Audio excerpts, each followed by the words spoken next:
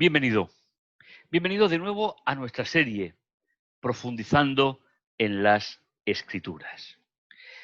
Estamos dentro del gran capítulo de la Biblia hoy y concretamente la serie Haciendo amigos para Dios, con un capítulo especial dedicado, como veremos hoy, a testificar con el poder del Espíritu Santo.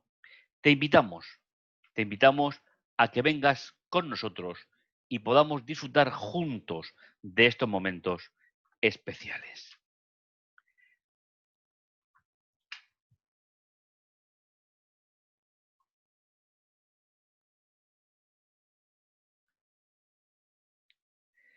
El Espíritu de Dios es mencionado en el primer relato de la creación, en el versículo 2. En este capítulo igualmente se habla de Dios en plural. Por ejemplo, en Génesis 1:26. Entonces hagamos al ser humano a nuestra imagen, conforme a nuestra semejanza. Estuvo presente en toda la historia del pueblo de Dios. Lo estuvo antes del diluvio. Lo estuvo igualmente en la época patriarcal. ¿Cómo? Lo encontramos también en todo el periodo de la alianza que va desde el Sinaí hasta la época de Jesús. Si cogemos, por ejemplo, el libro de Mateo, en él encontramos ya algunos detalles importantes. A pesar de ser o por ser el más cercano a los judíos, nos encontramos con una realidad de profundo interés para el estudiante de la Biblia. Con motivo del bautismo de Jesús, se presenta una nueva realidad en relación a la pluralidad divina, a través del plan de salvación y en relación exclusiva a la humanidad.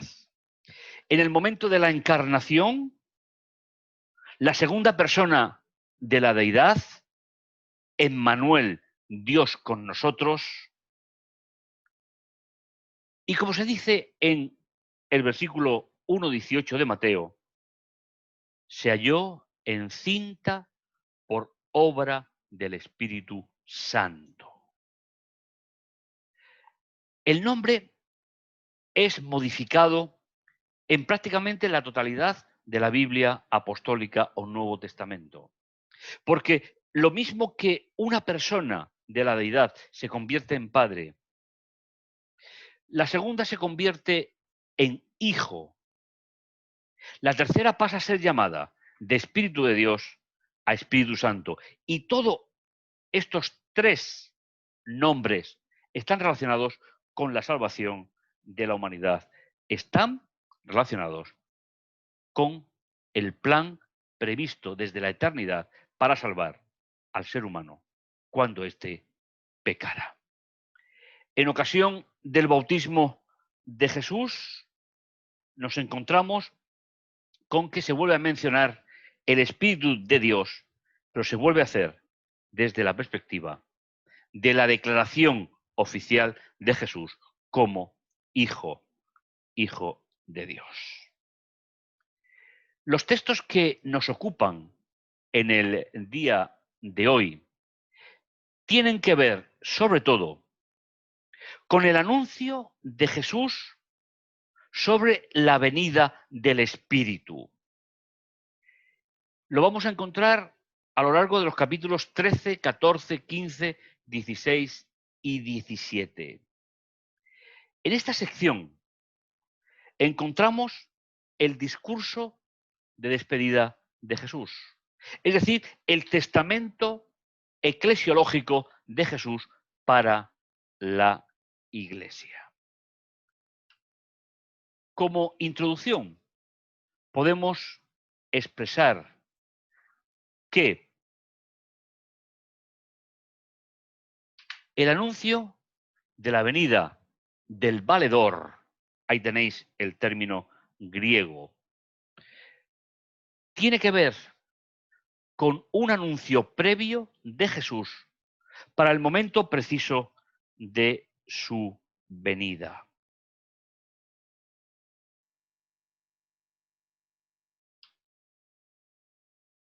La primera mención la encontramos en el capítulo 14 y si miramos el centro de esta pequeña sección, en el versículo 20 nos dice, en aquel día, vosotros conoceréis que yo estoy en mi Padre y vosotros en mí y yo en vosotros. Si veis el texto y lo analizáis, se siguen utilizando las expresiones Padre, Hijo, que tienen que ver con el periodo de la encarnación, nunca antes y nunca después, ya que tiene que ver, como hemos dicho, con la preocupación de la deidad al completo por la salvación del ser humano. Jesús dirá en este capítulo 14, versículos del 15 hasta el 17, si me amáis, guardaréis mis mandamientos y yo rogaré al Padre. ¿Sabéis? La relación con Jesús es una relación de admiración, de compromiso, de amor. Y la consecuencia, cuando Jesús está llegando al final de su ministerio, y yo rogaré al Padre y os dará otro ayudador, otro parácletos. Me gustaría que pudiésemos analizar algún detalle en concreto de este pasaje. En primer lugar, otro significa otro de la misma naturaleza, ya que en griego hay una palabra para otro de forma diferente. Y Jesús les dice,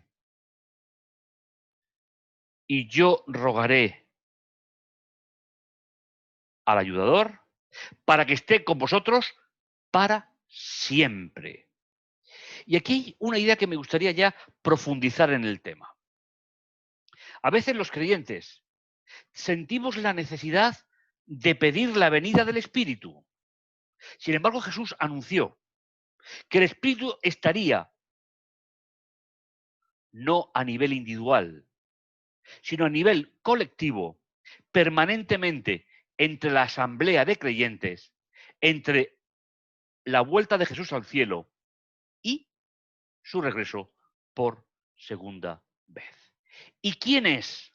¿Y quién es este ayudador? Si lo cogemos con el término original, parácletos, está compuesto de una preposición que es para, que significa hacia el lado de.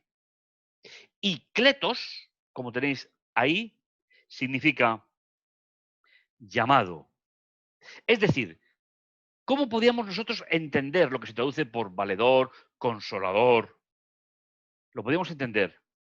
Llamado para estar al lado, para siempre con vosotros.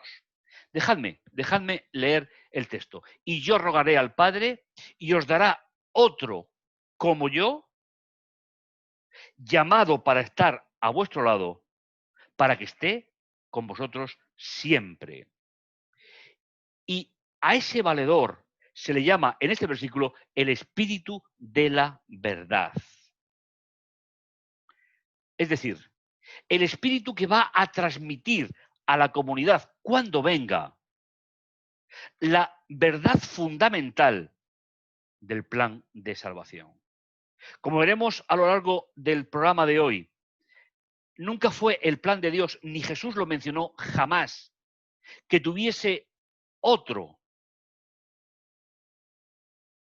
que fuese un ser humano sustituyendo a Jesús. Eso fue una simple invención de la tradición a lo largo de los siglos. La promesa, como veis, de Jesús no es temporal, ni condicionada a una respuesta humana, ni tan siquiera una respuesta del pueblo de Dios, sino que Jesús se compromete que cuando Él termine su ministerio en la tierra, Él pedirá al Padre y enviará. De nuevo veis que están las tres personas de la deidad implicadas, no solo en el bautismo de Jesús, como hemos mencionado, no solo durante el ministerio de Jesús, sino mientras se consuma el plan de salvación hasta la segunda venida de Jesús. El Espíritu de la verdad, el que es llamado para estar al lado vuestro, dice Jesús, al lado nuestro, podemos interpretar, al cual la sociedad no puede percibir, pues no lo ve ni lo conoce. Pero vosotros lo conocéis porque habita en vosotros y está en vosotros. La sociedad no puede conocerlo. Pero, ¿qué quiere decir Jesús cuando dice, pues no lo ve ni lo conoce? Y dice, vosotros lo conocéis porque habita en vosotros y está con vosotros. El término que aparece en el texto que escribió Juan utiliza el mismo término para conocer que se emplea, por ejemplo, para María, la madre de Jesús, cuando dice en Mateo capítulo 1, y no conoció a su esposa hasta el nacimiento de Jesús. Es un término que se emplea para el conocimiento íntimo, no un conocimiento superficial, un conocimiento íntimo que permite al ser humano conocer toda la dimensión de la obra de Jesús. No es una relación superficial, ya que lo conocéis significa conocer de forma íntima, de forma particular. Como contraste, la sociedad no conocerá al Espíritu de la verdad, porque nunca establecerá una relación plena y profunda con la obra que vendrá a realizar cuando el testamento de Jesús entre en funcionamiento, como veremos a continuación. Jesús dirá, no os dejo huérfanos, vengo a vosotros.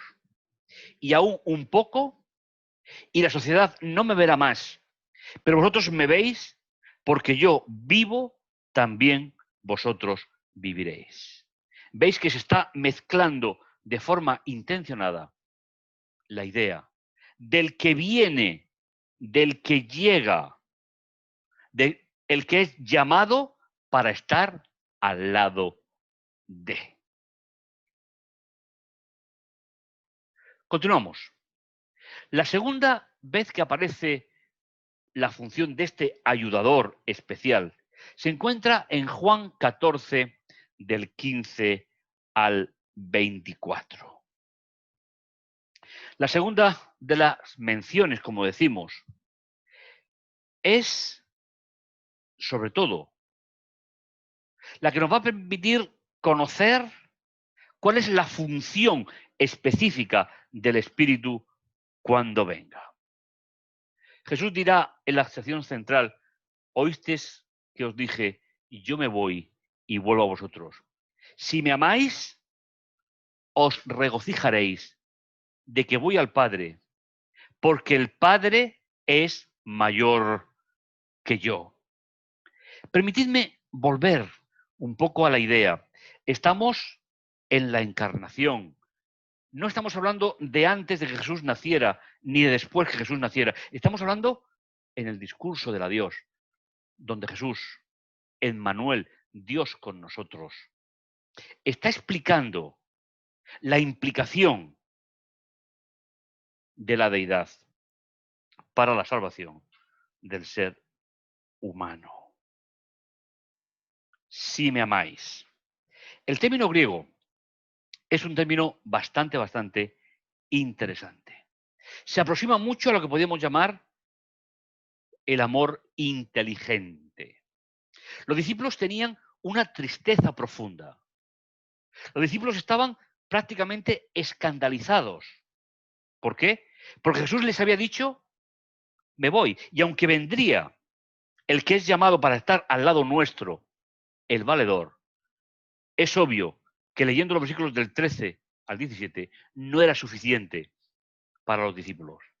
Por eso finalmente Jesús dice, yo me voy y vuelvo a vosotros. Pero mientras tanto, si me amáis de forma inteligente, es decir, un amor que no está basado en una correspondencia, como puede ser el amor filial, sino está basado en un principio. Los discípulos tienen que aprender a querer a Jesús a través de la promesa del Espíritu Santo. Y fijaos, en el versículo 25 y 26 dice, estas cosas os he hablado estando todavía con vosotros. Pero el que es llamado para estar al lado nuestro, el Espíritu Santo, de nuevo volvemos, nos vuelvo a decir que el Espíritu de la verdad, en cuanto al testimonio, es el Espíritu Santo, que tiene una función determinada, que es, sin ninguna duda, el sucesor de Jesús, y viene con una misión determinada, que es, primero, es enviado por el Padre en el nombre de Jesús. Y Él no será ningún ser humano, no será ningún sacerdocio humano. Él os enseñará todas las cosas y os recordará todo lo que yo os he dicho. Es decir, si Jesús fue un gran pedagogo en su época, el Espíritu Santo del versículo 26 va a ejercer la misma función, pero ahora con respecto a Jesús, mientras que Jesús fue con respecto al Padre. Y Él os enseñará y os recordará. Os enseñará todas las cosas y os recordará todo lo que os he dicho. ¿Sabéis? El destinatario del Espíritu es la comunidad de creyentes. Es verdad que podemos individualmente rechazar o aceptar, pero su llegada no depende nunca de nosotros, sino depende exclusivamente del plan de Dios para la salvación de la humanidad.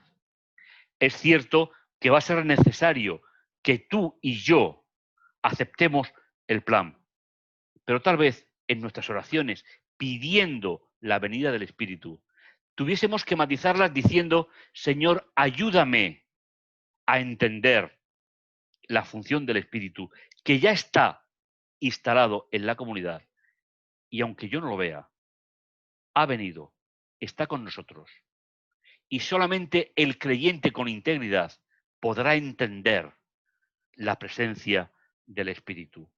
Por eso, tal vez, y lo digo con todo el respeto del mundo, si en tu vida y en la mía no sentimos la presencia del Espíritu, es porque no hemos establecido todavía una relación personal con Jesús, al modelo de conocerlo, el término gnosco, conocer a Jesús profundamente.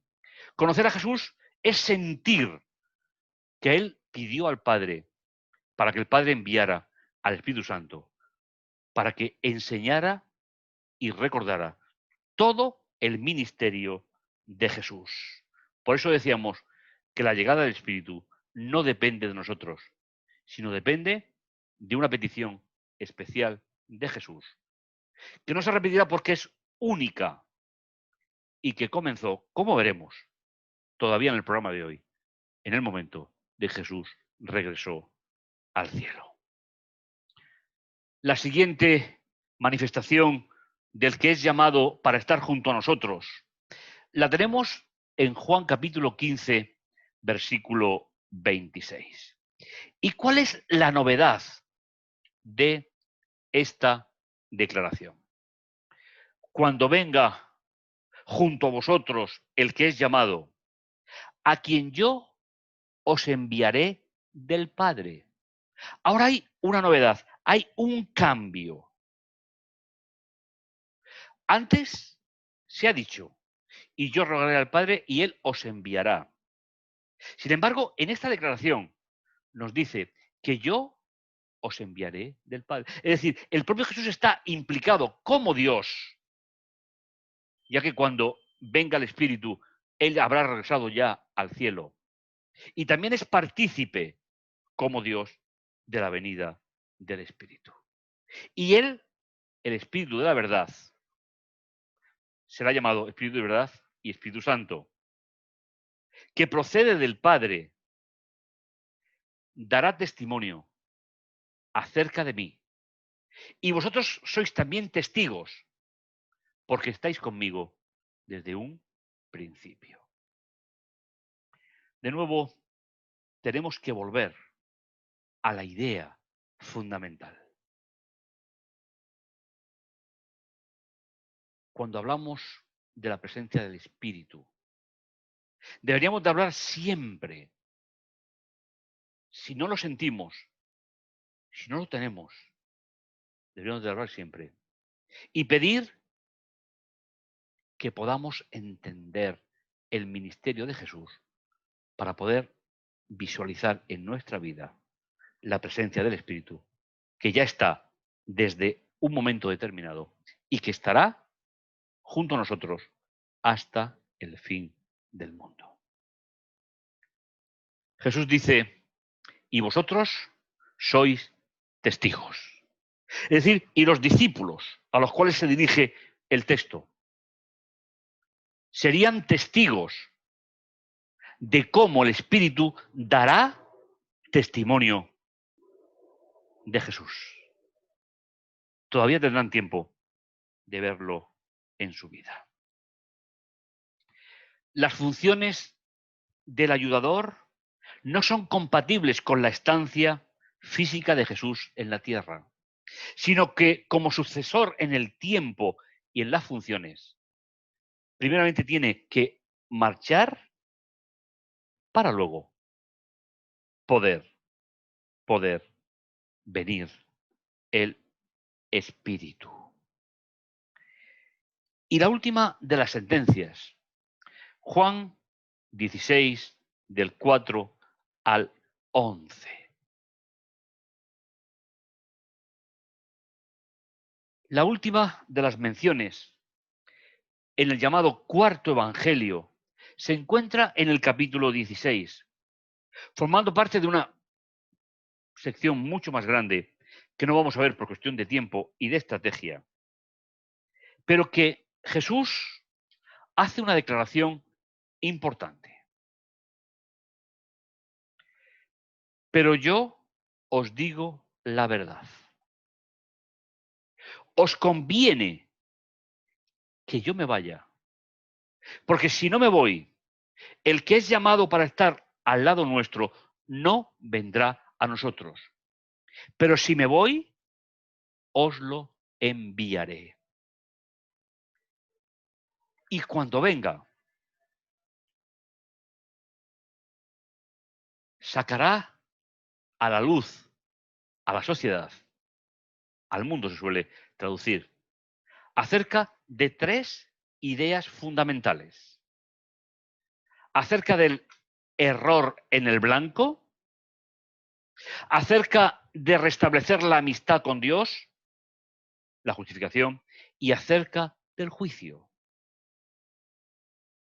En la última de las presentaciones, nos va a hablar, en primer lugar, de todas las veces que socialmente se ha tomado una dirección incorrecta y al haber recapacitado y haber vuelto a Jesús, se restablece. ¿Qué se restablece? La amistad con Dios, es decir, la justificación. Al resucitar Jesús, queda constatado que su muerte no fue por haber pecado, como somos cada uno de nosotros, sino un asesinato de parte humana y a la vez una entrega personal de su vida por cada uno de nosotros. Y finalmente, la tercera de las expresiones que el Espíritu Santo hará que entendamos en nuestra vida es acerca del juicio. Y cuando habla de juicio, ¿a qué se está refiriendo? Dice, de pecado, o es decir, del error al blanco, el error en la dirección, porque no creen en mí. Recordar, cuando Él venga sacará a la sociedad acerca de sus errores, acerca de restablecer la amistad con Dios y acerca del juicio. De pecado, porque no creen en mí. De justicia, porque voy al Padre y ya no me veréis más. Es decir, de restablecer la amistad.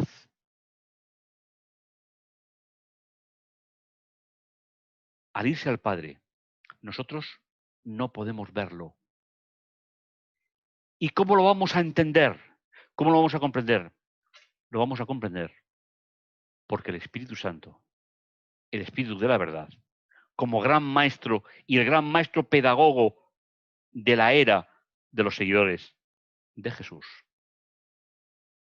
nos hablará de los errores, de la amistad y del juicio. ¿Y del juicio sobre qué?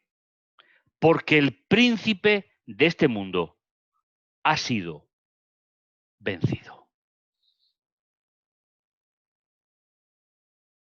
Hemos visto las sentencias, los encuentros, las expresiones que nos hablan en boca de Jesús, de la venida,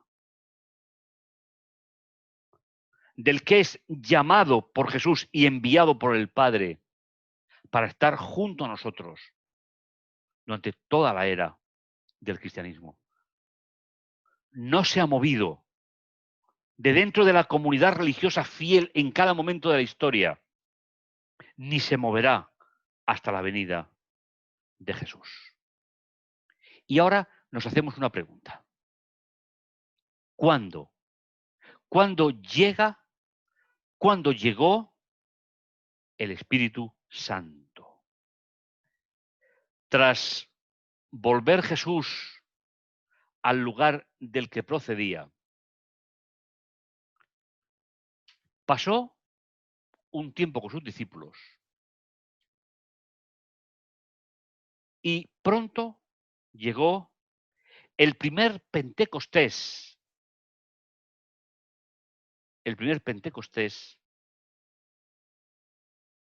del año en que Jesús falleció. No tardó mucho, en realidad, en llegar hasta nosotros. Tan solo 50 días, que es lo que significa la palabra Pentecostés. 50 días. Después de su muerte. De los cuales pasó 40 con sus discípulos. Es decir, tan solo 10 días después de que Jesús volviera, es decir, resucitó. No me toquéis porque no he subido al Padre, subió. Entendemos por la doctrina del santuario que dejó los pecados en el lugar santo del santuario y regresó. Y estuvo hasta 40 días con sus discípulos. Cuando regresó, tan solo en 10 días de su regreso al cielo, es el momento crucial de la llegada del Espíritu. Y esta experiencia no puede ser contada en los evangelios por el simple hecho de que ya pertenece a la historia de la proyección del Evangelio a través de la experiencia que nos cuenta el libro de los Hechos. En Hechos, capítulo 2, versículo 1, analizamos. Nos encontramos en el momento en el cual se va a cumplir la promesa de Jesús. En la festividad de Shavuot, es decir, el Pentecostés en hebreo. Cuando llegó, todos los creyentes se reunieron en un lugar. Tenemos que tener en cuenta que ese lugar es en los atrios del templo. Y los creyentes ahora mismo todavía son los judíos que habían venido, ya que la fiesta del Pentecostés era una de las 3 fiestas de peregrinaje en el pueblo hebreo. ¿Y qué conmemoraban?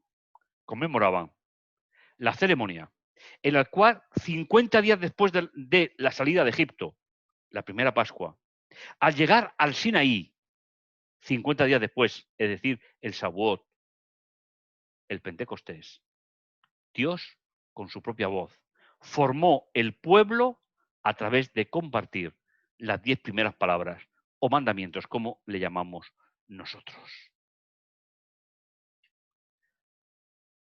De repente vino un estruendo del cielo como el rugido de un violento viento y llenó todo el lugar.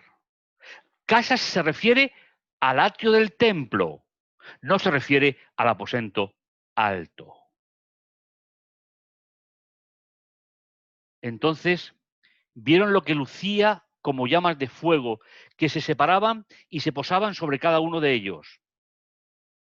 Todos fueron llenos del Espíritu Santo y comenzaron a hablar en lenguas diferentes, según el Espíritu les habilitaba para expresarse. ¿Y por qué tienen que hablar en lenguas diferentes? Porque estaban en la fiesta donde habían venido judíos de todas las partes del imperio, porque se hacía al menos una vez en la vida. Y es el momento en el cual se produce el don de oído. Permitidme la licencia.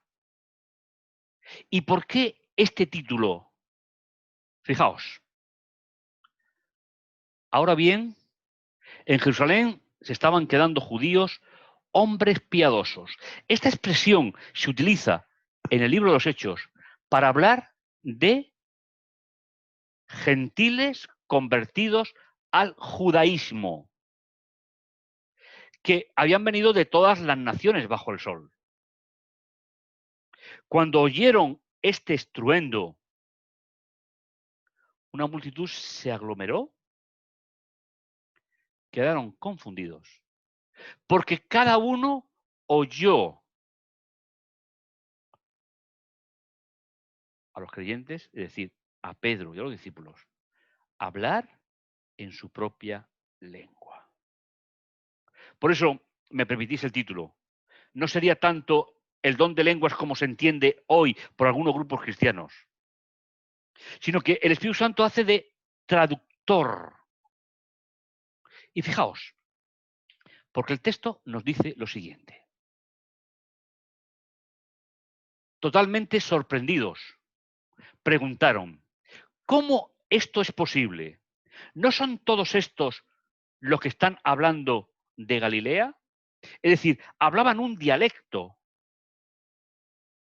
del arameo de la época, que se identificaban por la zona geográfica donde se hablaba de esa manera. Y se preguntan en el versículo 8, ¿cómo es que oímos hablar en nuestras lenguas nativas? ¿Veis? Oímos hablar en nuestras lenguas nativas. Y nos da la lista de las personas que estaban allí. Partos, medos, elamitas, los que venían de Mesopotamia, de Judá, Capadocia, Ponto, Asia, Roma, judíos de nacimiento y judíos piadosos de Creta, de Arabia. Y de nuevo vuelven a hacer la misma pregunta. ¿Cómo es que oímos hablar en nuestros propios idiomas acerca de las grandes cosas que Dios ha hecho. Y atónitos y confundidos, todos se preguntaban qué quería decir esto. Pero algunos se burlaban de ellos, pensando que es que estaban borrachos.